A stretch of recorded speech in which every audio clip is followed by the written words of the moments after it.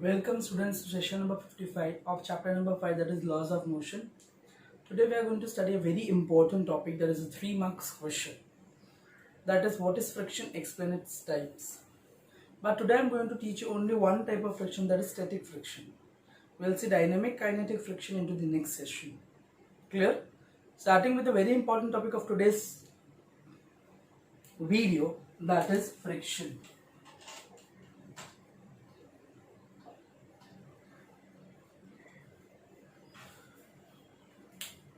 Moving into the depth of the topic, before that I need to clear the word friction means. Everybody knows what is friction, that we are using this term into day-to-day life. Yes or no? We are using this term in day-to-day life, but we don't know what is the exact meaning of friction. Friction is nothing but when a body moves or tends to move. When a body moves or tends to move on the surface of another body. On the surface of another body, a force comes into action, or you can say a force comes into play which is parallel to the contact surface, and opposes the relative motion. Such type of force is nothing but friction.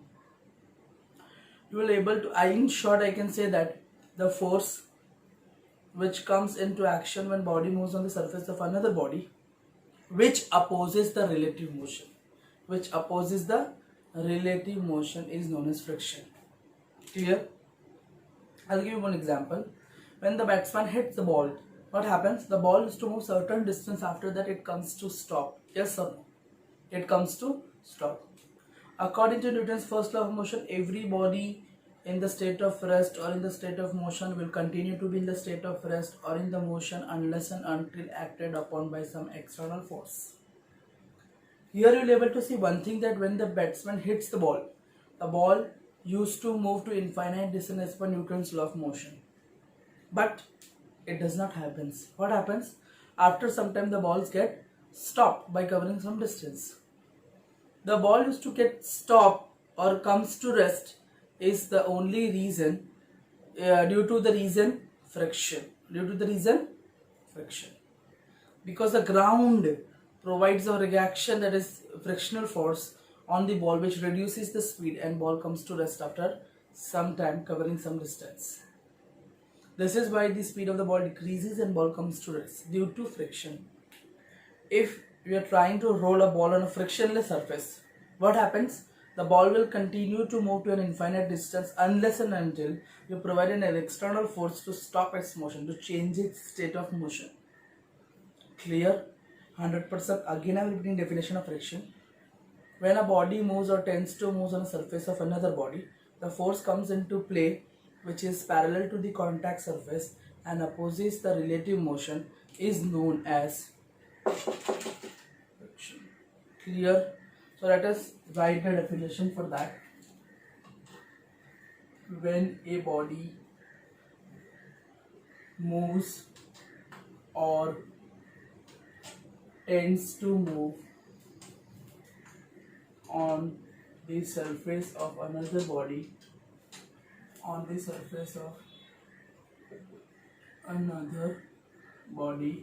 the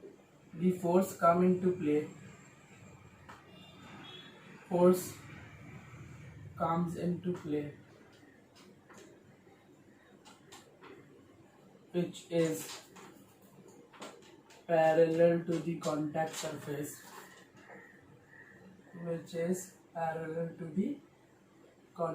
surface and opposes relative motion.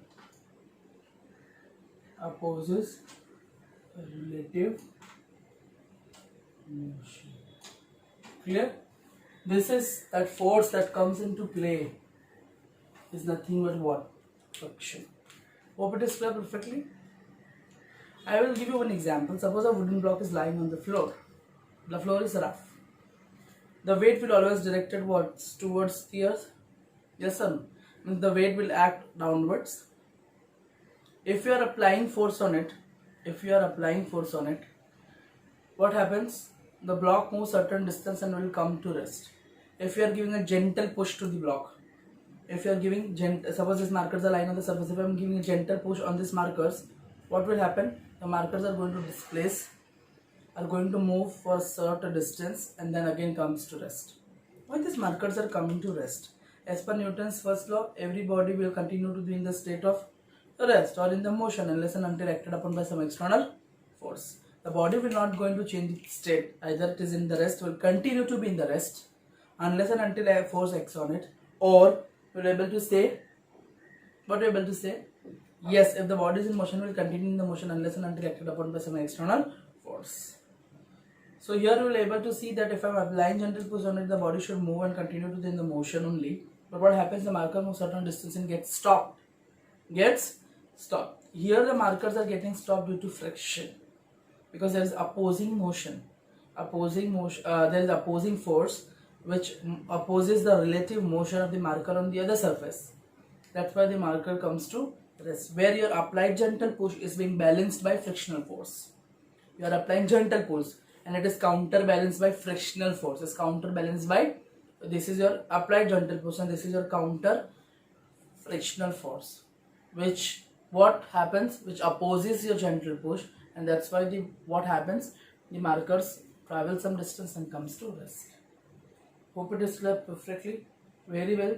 So you got the idea of friction. I have given you the example of table also, a wooden block lying on the table. Hope it is cleared. Very good. Fine. So this is clear. Now I'll put forth the example for that. That is example. Listen carefully. Consider a wooden block lying on a horizontal surface.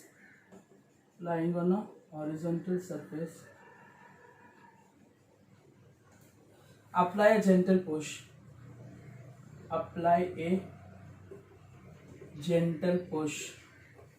Clear? Suppose this box is lying on the surface, horizontal surface.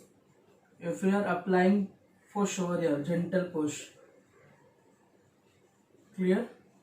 You are applying gentle push. This is the direction of motion. Because direction of motion is always in the direction of applied force. If you are applying force this side, the object is going to move this side only, in the direction of the applied force. Till this clear? 100%. So this will be the direction of the motion. This is the direction of gentle push. You will able to observe that there is opposing force. The force will come into the, I have already written, the force comes into play which is parallel to the contact surface and opposes the relative motion. Opposes relative motion means the frictional force will be in this direction. This is your frictional force. Which acts into the direction opposite to the direction of the motion and which is parallel to. You will able to check one thing over here. You can see that this direction and this direction both are parallel. This is your what? Surface. Yes or no? This is contact surface. So you can make one thing over here, that is the direction of the force which comes into play, which opposes the relative motion. Its direction is parallel to the contact surface. Hope it is clear perfectly. So you can consider a wooden block lying on a horizontal surface. Apply gentle push. What happens? The block moves certain distance and come to rest. The block moves for a certain distance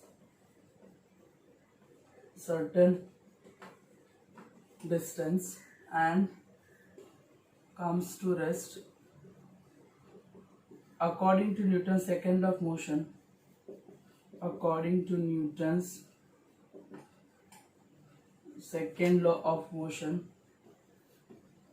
a retarding force must be acting on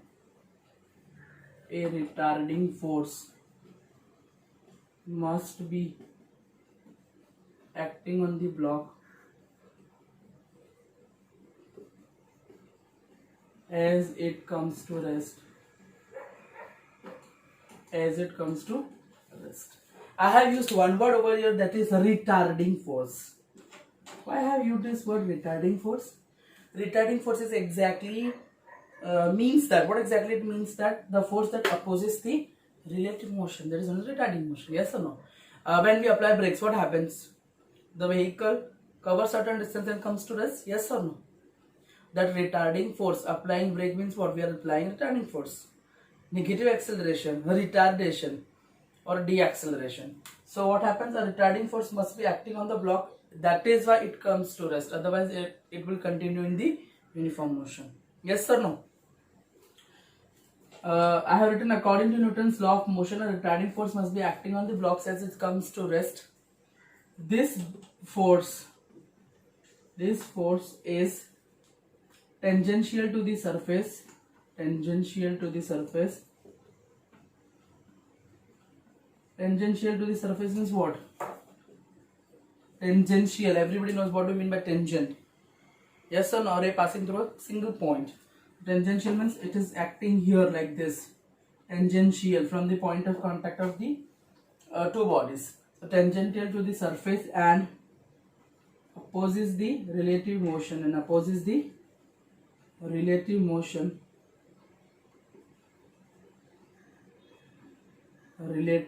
motion is called friction. This force is tangential to the surface and opposes the relative motion, called as friction. Perfectly clear? What happens if I will reverse the direction? Suppose this is your block lying on the surface. If I am applying gentle push from here, direction of motion will be this. Yes or no? This is the direction of motion. Now friction force will act opposite to direction of motion. Here friction force direction is this. This is your friction. Clear or not? Which is always opposite to the direction of the motion. Clear?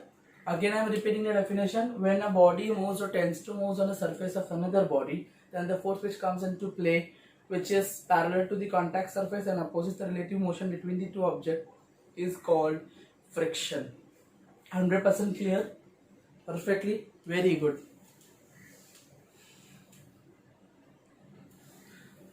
Now we are going to study very important next topic, that is friction as a component of contact force.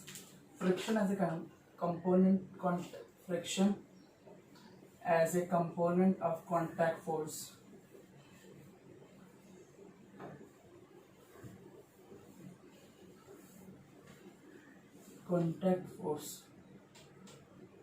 Clear?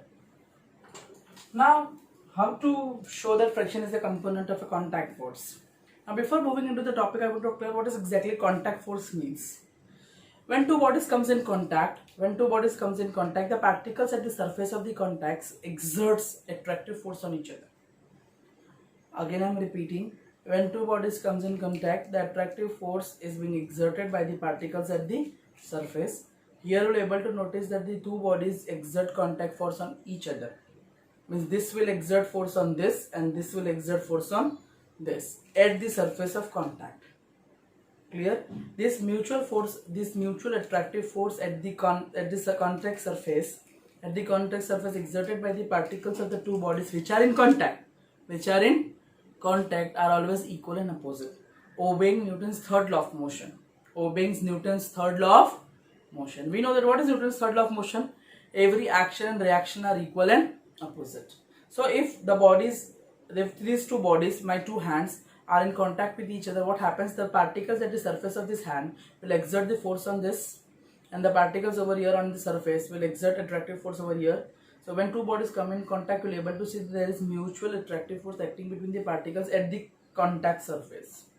The particles which are at the contact surface will exert mutually attractive force on each other, and these are known as what? Contact forces. And contact forces are always equal in magnitude and opposite in direction, obeying Newton's third law of motion.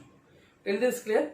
Okay, fine. So I'll draw one example. Suppose this block is lying over this contact surface, and this is your force F, that is acting resultant force, contact force. There are two components. Contact force are equal and opposite. Yes or no? Very good. Now remember, if there is like force like this, it can be resolved into two components. First component is known as horizontal component. And this component is known as vertical component. This component is known as vertical component. Is this clear? One is horizontal component, one is vertical component. This component is also known as quadrature component. This is also known as quadrature components. Clear? There is one component, horizontal component, when its magnitude falls on this, and this is a vertical component when it falls on the vertical axis. So there are two components always for a force. One is vertical component, another is horizontal component. Till this clear? Very well. Very good. So if this is your force of contact, then I can resolve into two directions. Clear? The first this, yes or no? The first this, and second force is like this. I can resolve into two components. This is nothing but remember, this is nothing but normal force denoted by N, denoted by capital N. I can say over here the vertical component, this is vertical component, the vertical component of the contact force, the vertical component of the contact force, this is your contact force, and if I take vertical component, I will put its magnitude. If I want to calculate the magnitude on its vertical axis, this is going to give me normal force. This is going to give me normal force. So I can write the vertical component of the contact force is the normal component. You can say vertical, you can use word normal also. So you can say the normal component of the contact force is nothing but normal force, is nothing but normal force. So I can write that the component of a contact force, the component of a contact force normal to the contact surface, normal to the contact surface. So normal means what? Normal means perpendicular. Normal means perpendicular. This is your contact of surface, yes or no? Contact surface. This is your contact surface, and you're able to notice that this is your force. This is your force. See this and this, you can make it out. I will put it with black, more clear. This is your contact surface, and this is your force. Yes, are they perpendicular? Are they perpendicular? Yes. So you can write that a component of the contact force, it is component of this force which is normal to the contact surface, which is normal to the contact surface is called normal force. Is called normal force denoted by capital N. Perfectly clear. Similarly, a force, I can plot two components over here, this and this. Yes or no? Yes or no? Yes. This is again what? Your normal force, and this is nothing but your frictional force. Clear? Clear? 100%. First, there are two components of normal force. There are two components of contact force. One component which is normal, perpendicular to the surface like this. This is your surface and this is your force. So this is nothing but what? Normal to the contact surface. This force is normal to the contact surface, and this force is known as normal force, which is component of contact force. There are two components of contact force. One is perpendicular and second is horizontal. Till this clear? Like this. If this is the force, then there are two components, vertical component and horizontal component. The vertical component of the contact force, which is normal to the surface, that is known as what? That is known as normal force. Clear? But you will be able to see one component of contact force which is parallel to the surface. That is nothing but your frictional force. So remember, the component parallel to the contact surface is known as friction. 100% clear? 100% clear? Very good. So I have given the definition of this F. This F is nothing but what? Friction. This is your contact force and this is your normal force. So what is the definition of friction? The force, the component of contact force parallel to the surface, the component of the contact force,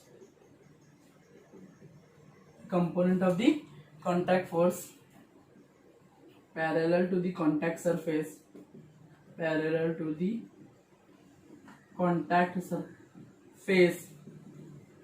is called what? It is called friction. Very good. It's called friction. Perfectly clear?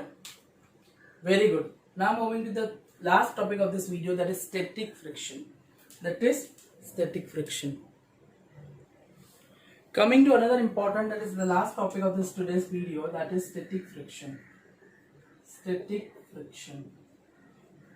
The word itself is self-conveyed. Static means stationary. Static means stationary. Clear? The frictional force which comes into place when the body just to move on the another body, on the surface of another body, that frictional force is known as what? Static friction. That type of friction, the force which comes into play when the body is about to move on the body surface of the another body, is known as what? Static friction. Now let us convey this with the let us understand this with the example. Suppose a wooden block is on the surface. Yes or no? You are applying force like this, capital F, on it. You are able to see that an opposite force is going to comes into play, which is parallel to the contact surface. Yes or no? That is frictional force Fs. You are able to observe that the block does not move. Block does not move. Block does not move means what? Here must be F must be equal to frictional force Fs. They both are cancelling each other. Hence, you are able to notice what the block is stationary. So, the very first example I have given, when you can say when we are pushing a block, gentle push to a block, the block does not move. Why? A force comes into play which is opposite to the applied force and which balances the applied force. Which is opposite to the applied force and which balances the applied force means the block is not going to move. Clear? 100% clear? So you can define as the force of friction which comes into play when one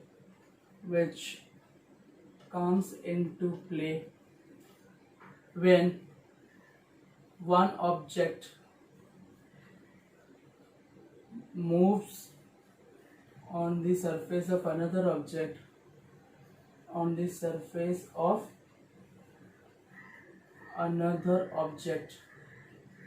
Clear? The force of friction which comes into play when one object moves on the surface of another object, this is called static friction. This is called static friction, denoted by Fs. Clear? Which comes to play when one object just moves on the surface of another object. This is called static friction, Fs. Clear? Perfectly. Now what happens if you start increasing this applied force? If you start increasing applied force, what happens? The static friction force also increases. The static friction force also, as you are applying more force, more applied force, you will able to notice that the counter opposing force will also increases, means the static friction force will increase. If F increases, your static friction force Fs increases. Clear? But at certain stage, beyond certain applied force, clear, by increasing, there comes one stage. What happens, you know? What happens? The applied force is maximum. And you will able to know that the block just tend to move, just about to move. After increasing the applied force at certain instance, you will be able to notice that the object is just about to move. That stage, you will be able to see that your F is greater than Fs. Then only the object will move, else the object will not move. Clear? If your Fs is more as compared to applied force F, if your frictional force is more as compared to applied force, the object is not going to move at all. But what happens at certain stage, by increasing this F, this is also increasing simultaneously. But you will be able to notice at one stage the object is just about to move. Just about to slide over. ये आगळ વધવાનો try કરશે, block ખસશે. Clear? એક એવો instant આવશે, the instant at which the object is just about to move. Yes, at that time this frictional force is maximum. This maximum force of static friction, which comes into play when the object is just about to move on the contact surface of another body. Clear? Again I am repeating, listen carefully. the maximum force of static friction, the maximum force of static friction which comes into play when the object is just about to move on the surface of another object is called limiting friction. Is called limiting friction. Friction એક limit, એના પછી friction કેવું થઈ જાય છે, ઓછું થવા માંડે છે, અને ફ્રિક્શન ઓછું થશે મતલબ ઓબ્જેક્ટ શું કરશે, યુનિફોર્મ મોશન કન્ટિન્યુ કરશે. Clear? Clear? 100% fine. So I will write the definition. What is definition? The maximum force of static friction. The maximum force of static friction. The maximum force of static friction which comes into play when the object is just to move, when the object is just to move on the surface of another object, on the surface of another object. Clear? The maximum force of static friction which comes into play when the object is just to move on the surface of another object is called limiting friction.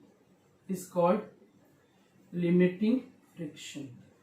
Remember, limiting friction is denoted by Fs maximum. Clear? And you will be able to know that clearly which is more, limiting friction. So you can say Fs max is greater than or equal to Fs, is greater than or equal to Fs. Means your static friction is always less than your limiting friction, because limiting friction is nothing but what, maximum force of static friction. Clear? Which comes into play when the object is just about to move on the surface of another object. So clearly Fs is less than or equal to Fs max, means your limiting friction is more as compared to your static friction. Clear? Thank you.